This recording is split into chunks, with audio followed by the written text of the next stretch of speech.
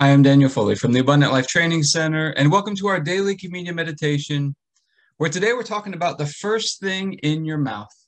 So tonight is Passover. Tonight is Good Friday. Tonight is Passover. And as I'm thinking about these things, I was talking with one of our partners yesterday, and he reminded me of this powerful principle, talking about the first thing in your mouth every day. I once had a mentor or a coach in the area of health and fitness. And this is not just an ordinary mentor. This is a mentor who had trained over 100 athletes who had won gold medals in the Olympics.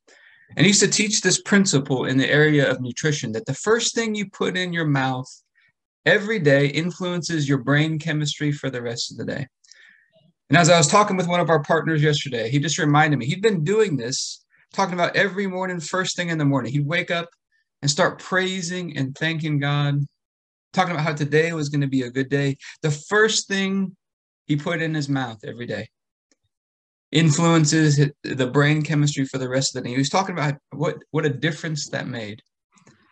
I'm just reminded of this principle today. So in our mouths, what we're speaking, I think starting the day with just gratitude and praise. One of the things I like to do, in fact, I did it this morning just after thinking about this. I just made sure to do it this morning. I could tell a difference already. Just waking up first thing in the morning, like we talk about, this is the day that the Lord has made. I'm going to rejoice and I'm going to be glad in it. Just sets the tone for the whole day. And then the first thing you put in your mouth physically or nutritionally, I believe, is supposed to be water. Drinking water first thing in the morning, every morning. But we've got Passover tonight. And the reminder for this, the word Passover in Hebrew is the word Pesach, which means talking mouth. Talking mouth, giving praise and thanks for that time. And it says in the Old Testament, when the people would celebrate the Passover, God told the people, when you celebrate this Passover, your children are going to ask you, why are you doing this? Why are you celebrating this Passover? And he told them, it's going to give you an opportunity to tell your testimony, to tell the story of what God has done in your life. And so something God has prompted me to do every year that we do the yearly cycle is to go back in and to tell the story of how our whole program, the Abundant Life Blueprint, came to be, how I got started, to tell my testimony. So we're going to do something a little different on our daily communion meditation today. I'm just going to tell the story. And we're going to take communion over just this amazing time of year with Passover and Good Friday and Easter, Feast of Unleavened Bread, all these amazing reminders of Jesus. So let's talk about my story a little bit.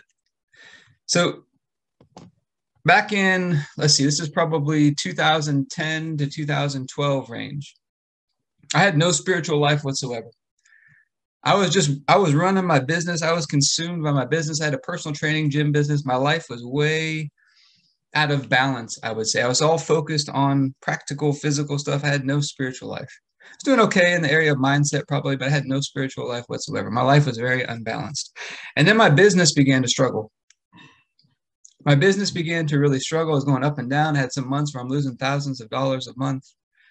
And I remember walking around the neighborhood with my wife one day. I just remember telling her over and over, there's got to be a better way.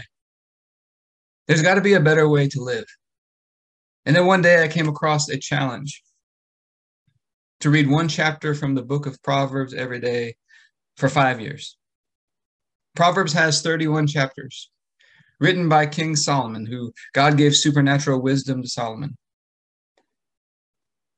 31 chapters. So you read on the first day of the month, you read chapter 1. The second day of the month, you read chapter 2.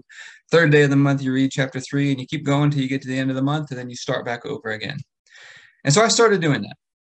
I started reading these Proverbs every day. In fact, I still do it today. It's been something like 10 years later. I've read one every single day since that time because I got so much out of them. And quickly I saw that my way of thinking and God's way of thinking were definitely not in alignment together. But one day, after a while of reading them, I can't remember how far along it was, probably somewhere in the first year there, maybe a little after that, came across this verse, Proverbs 13:22. A good man leaves an inheritance for his children's children. And that verse got me thinking, what's the most valuable thing that we can leave for future generations. If you just give them money, they could spend it all and waste it all and be no better off. And so I came to the conclusion that the most valuable thing we could pass on, this is what the Bible teaches us, would be wisdom. And so I made a commitment. I want to create lessons and systems and teaching and training for every area of life. And I made a commitment to it. When I first started, I had no clue where to start. My own life needed some help at that point, but God was so faithful. He just began to teach me and train me. He began to show up. And over the course now of about 10 years, it's turned into this whole program that we have now called the Abundant Life Blueprint. Got books and courses and teaching and training. And out of everything that we do, we've talked about, the most important thing we do is daily communion. But another big part of what we do is also the 7 feasts of Israel. Because it was in the 7 feasts of Israel that God taught me so many insights about Jesus. I was reading my Bible one day. I was reading in the Proverbs, and then one day I came across this guy who was 114 years old. He said he'd never been sick a day in his life. And at that time, I had studied a lot of health and fitness stuff. I'd been traveling all over the country, studying with some of the best health and fitness experts. I was taking about 6 weeks every year and just traveling all over the country. That's where I began to study with the guy who trained all the Olympians and these types of things. And I had learned a lot of stuff, but I didn't really feel like I was finding what I was looking for in the area of health and fitness. I came across this guy who's 114 years old. He says, all of my secrets are in the Bible. Never been sick a day in his life. So I had just been reading the Proverbs up to that point. I said, you know what? I'm going to read the whole Bible front to back. Should probably read the rest of it. So I started at the front and just started reading it like a book. And somewhere along the way in there, I came across these feasts of Israel. This is early in the year of 2013. Right around the beginning of the year of 2013, I started reading the Proverbs in 2012, started reading the whole Bible in 2013, came across these feasts. And I discovered these 7 feasts of Israel, feasts like Passover, like we have tonight, the Feast of Unleavened Bread, First Fruits, Feast of Pentecost, the Feast of Trumpets, Day of Atonement, Feast of Tabernacles. I discovered these feasts and I said, you know, God, this is the Old Testament. I didn't have any idea about law versus grace or whatever. I'm just seeing these in the Old Testament. I just had started to develop a little bit of a prayer life. I just prayed this simple prayer. I said, God, if these feasts are important, if these feasts are relevant for us still today, I don't understand all what's going on here just yet. But would you just show me? Would you give me a sign if these days are important? And so the next feast coming up, we were in the fall of the year, I believe, at that time. The next feast coming up, you see here, we got the 7 feasts. The next feast coming up was the Feast of Trumpets, which happens in the fall, also called Rosh Hashanah. And they have a tradition that on Rosh Hashanah, it's like New Year's Day in the Jewish culture. And they typically celebrate it with apples with honey. They eat apples with honey on that night. And I said, you know what? I don't know what else to do. I'm not sure what God's answer is for these feast days yet. But we could have some apples with honey. It sounds like something fun to do. And so I made a note because it was coming up the next day. I made a note. I need to pick up some honey at the store. And when I got to the gym that morning, because the feast is celebrated at night like a New Year's celebration, like a New Year's Eve celebration. When I got to the gym that morning, my very first client walks in with a huge jar of honey for me. And to my recollection, people have given me a lot of gifts through the years in the gym. That's the only time somebody brought me honey. The only time. And so we celebrated the feast that night with apples with honey. And then I learned that that feast starts a period called the 10 days of awe. The 10 days of awe. It's the 10 days from the Feast of Trumpets to the Day of Atonement. Now, 10 days later is the next feast called the Day of Atonement, which they call the most holy day of the year. That was the one day of the year when the high priest could go into the Holy of Holies and make atonement for the sins of the people. That was the one day that he could go in there. So it was considered the most holy day of the year. And so they have this period called the 10 days of awe, which is a time to basically repent. If anything's off track, the goal is to get it righted before the Day of Atonement comes. You got to be right by that day in the Jewish culture. And so I started to make some changes during that time. During that time, I began to see Then in the book of Daniel, Daniel did a 10-day Daniel fast. And I believe God began to show me the reason why he did 10 days. It was these 10 days from the Feast of Trumpets to the Day of Atonement. He didn't want to be unclean on the Day of Atonement because they were trying to get him to eat the king's food, which would have defiled him. It would have been unkosher.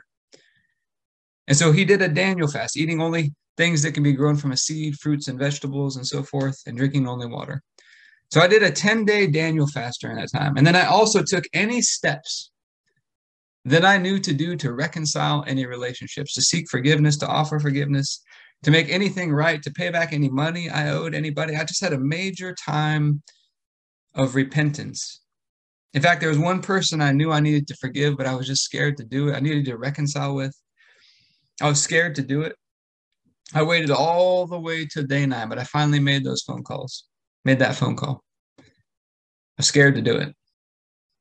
I just had this major time of repentance in those 10 days because I had not been living prior to my life. I've been living for myself. Let's just call it like it is, like most of us. So I went through this time of repentance during the Feast of Trumpets. And then on the Day of Atonement, like I said, that's considered the holiest day of the year. So God had shown me these feasts. Go ahead and start celebrating them. So we had the apples with honey. I go through this time of repentance. Then we get to the Day of Atonement, which is typically a day of fasting, a total fast. So I didn't know what to expect. I said, all right, I'm going to start fasting.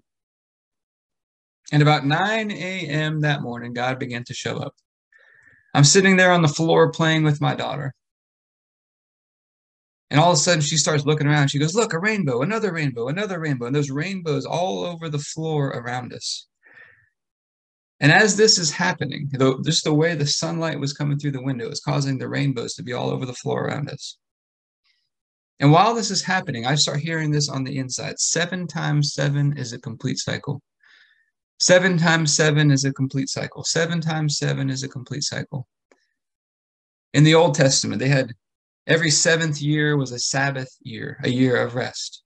7 cycles of that, 49 years, completed the cycle. Then they had the year of Jubilee in the 50th year, and a new cycle began again. I was just reading about it in my Bible this morning. I read the Bible still front to back like a book. Just keep repeating it over and over, just like the Proverbs. And those 2 revelations, the rainbow and 7 times 7, actually led to 2 or 3 different books and courses that we have now. I said, God began to teach me. He began to train me. This was the start of it. It started pretty quick. My book, Cracking Heaven's Code, you'll see on the picture on the front of the cover of it, it's got a rainbow. Talk about all the different codes and what those colors mean, how they impact our health. We talk about the 7 feasts of Israel, and we got another book we call the 8th Date. So God began to show up and began to train me. So I'm thinking about this 7 times 7. And at the time, my wife was pregnant. And I was actually thinking that our daughter Kira was going to be born on the Day of Atonement. But God had something else in mind. About 2 days later, I think it was on a Monday, Trisha, my wife, went into labor.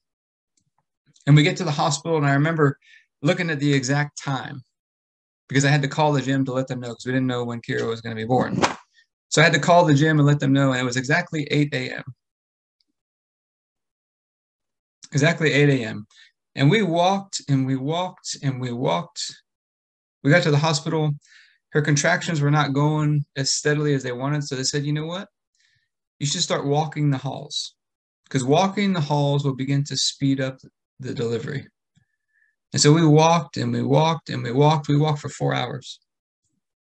And exactly at the 4-hour mark, right before that happened, the doctor said, you know what? I think we need to break your water.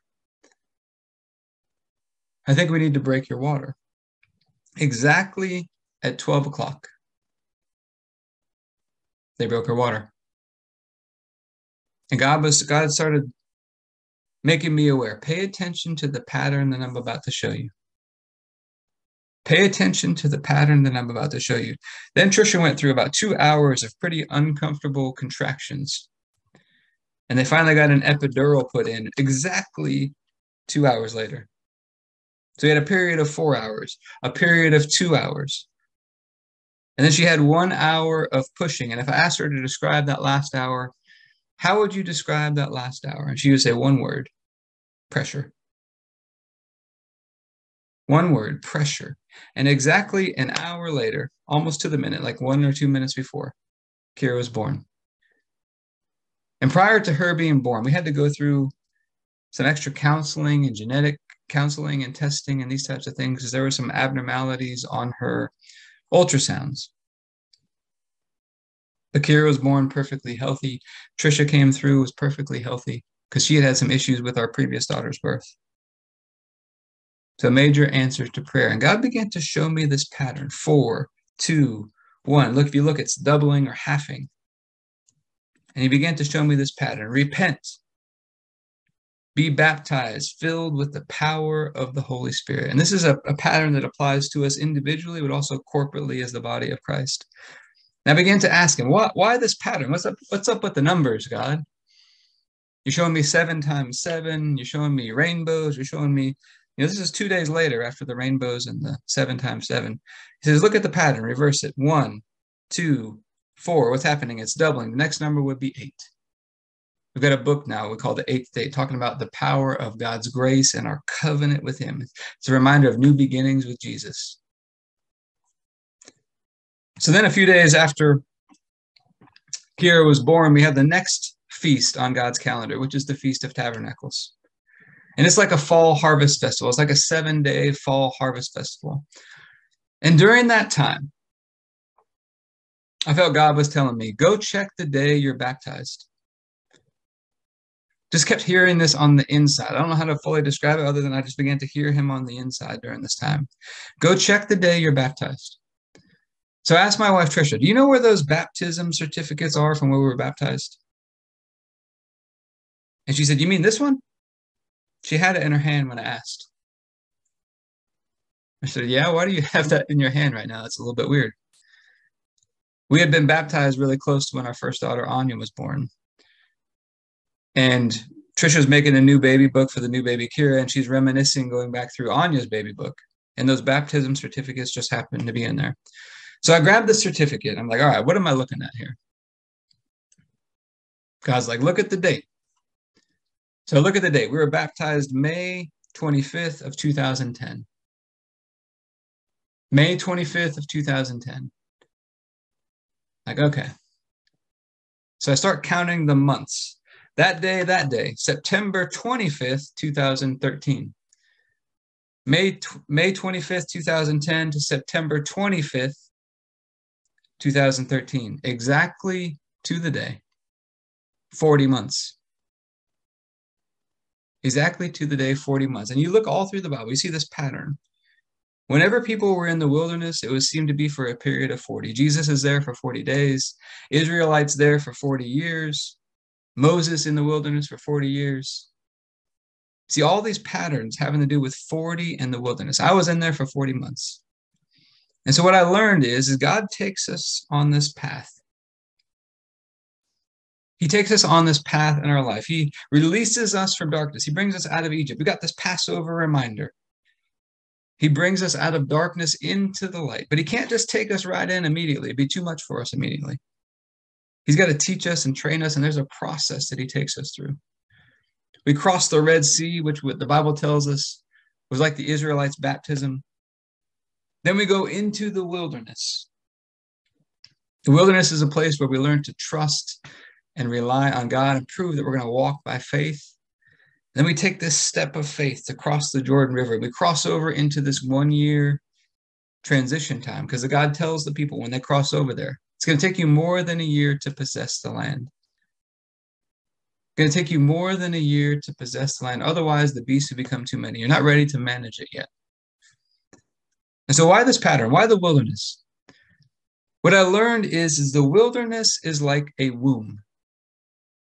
It's like a baby in the womb. God plants this seed on the inside of us. And that seed's got to grow on the inside. I want you to think about this. How long is a woman pregnant for? She's pregnant for 40 weeks, which fits our pattern. The wilderness is like a womb. When we first get brought out of darkness, the safest place for us is in the womb. Think about when we're in the womb, the mother does everything.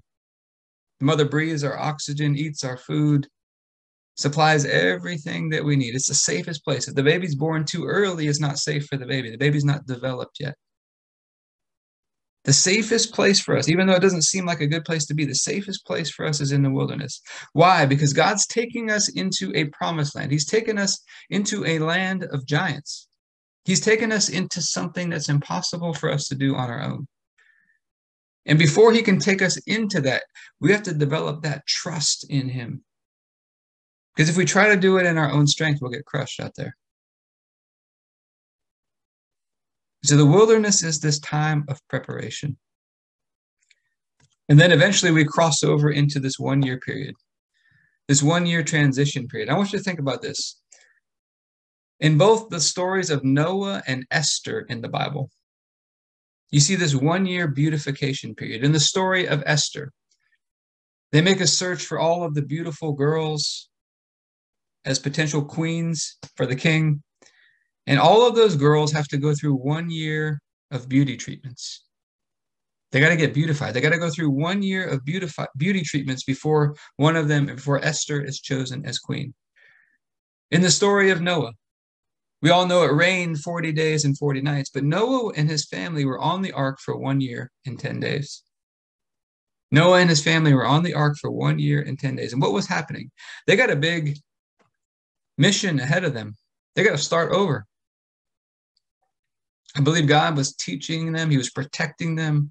He's preparing them to start over, to start this world over.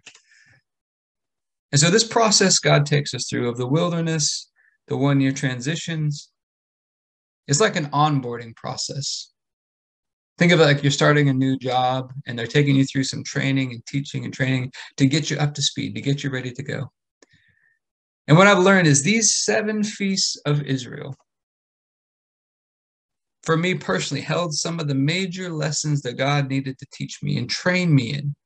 You can learn them other ways, but these 7 feasts of Israel provide a framework to learn these important lessons that God needs to teach us to take what he has for us in this life. And it also provides a rhythm and a schedule with built-in reminders throughout the year. Now, it's during that 1 year period that we're getting sanctified. We're getting separated unto God. We're getting dedicated to God. We're getting filled with the Spirit, the things of God and the Spirit of God. So what's the purpose of the feast? We've got Passover tonight. Do you have to celebrate it? No. Do you have to do anything with it? No. Most Christians are celebrating Easter. Why are they doing that? They're doing it as a time of remembrance. We've got Passover tonight. Are we earning anything from God by doing these feasts? No. I do them personally, but why do we do them? They teach us about Jesus. There's so many symbols about him. There's points of remembrance, points of contact that allow us to put something physical to our believing. They allow us to connect with God and get into this rhythm with him. Because when you study these feasts, they have such a timing and a rhythm to them. Can help us create more order and momentum in our lives. I think the big thing I want you to take away from it is recently on some of our partners trainings, on some of our daily communions, we've talked about the importance of putting something physical to what you do with what you're remembering, which is why we take communion. Something physical that we can do to release our faith into. So we're going to take communion just as a time of gratitude that we've been released from darkness, transferred into the light, and just a time of remembering all that God has done in our lives.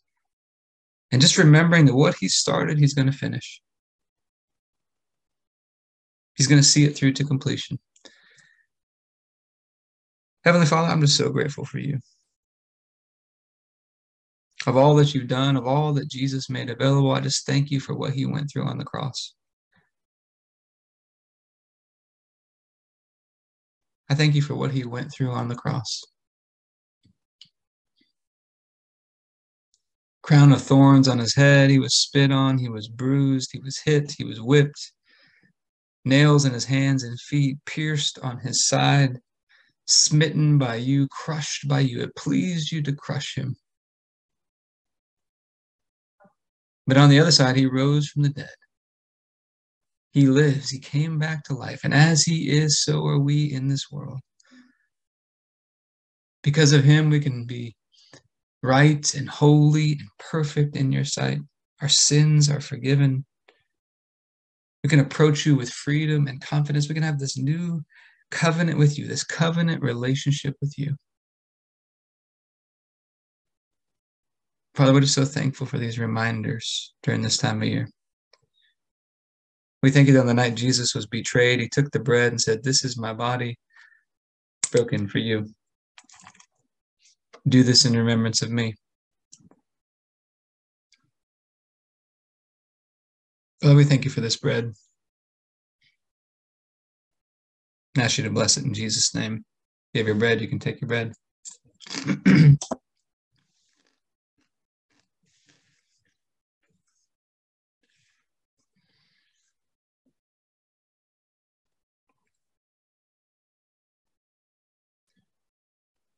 So after supper, Jesus took the cup. He said, "This is the cup of the new covenant in my blood, poured out for the forgiveness of sins for many." It's that forgiveness of sins that brings us into the light. Have this personal covenant relationship with God. Father, we thank you for this cup. I ask you to bless it in Jesus' name. If you have your juice, you can take your juice.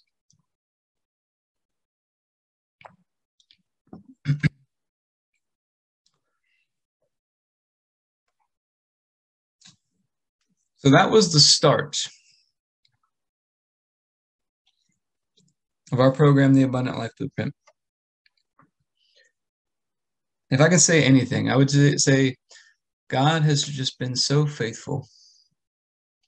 I made that commitment to just get started. He's been so faithful to just keep showing up to teach me and to train me.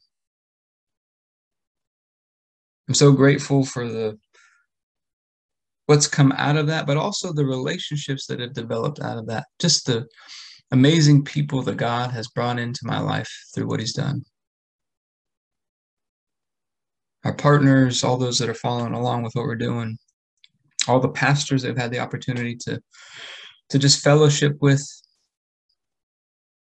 through what we've been doing. I'm just so grateful for that. But I encourage you during this time, remember, first thing in your mouth. First thing in your mouth every day. Also, one thing to remember. I almost forgot about this. First thing in your mouth. When issues and pressures come our way, pay attention to the first thing that comes out of your mouth. Father, we're asking for your help with that. She would help us pay attention to that and get that right and walk in this principle. The first thing that comes out of our mouth, if it's not the right thing, we got some adjustments to make. And a beautiful thing, if you study the Bible, you'll see in the Old Testament that whenever a wife spoke something that the husband didn't agree with, the husband had the power to veto that, to say, "No, we're not doing that." Well, we are the bride of Christ. Whenever we speak something, if we're submitted to him, whenever we speak something that's not in line with what Jesus would have for us, Jesus has the power to cancel that out. Doesn't mean we don't walk in this principle of what we speak regularly and the first things that we speak every day and when situations come our way. But he can do that for us because he loves us. But I hope this has been helpful for you today. I encourage you to just take some time to remember. Remember your story. Remember all that God has done and brought you through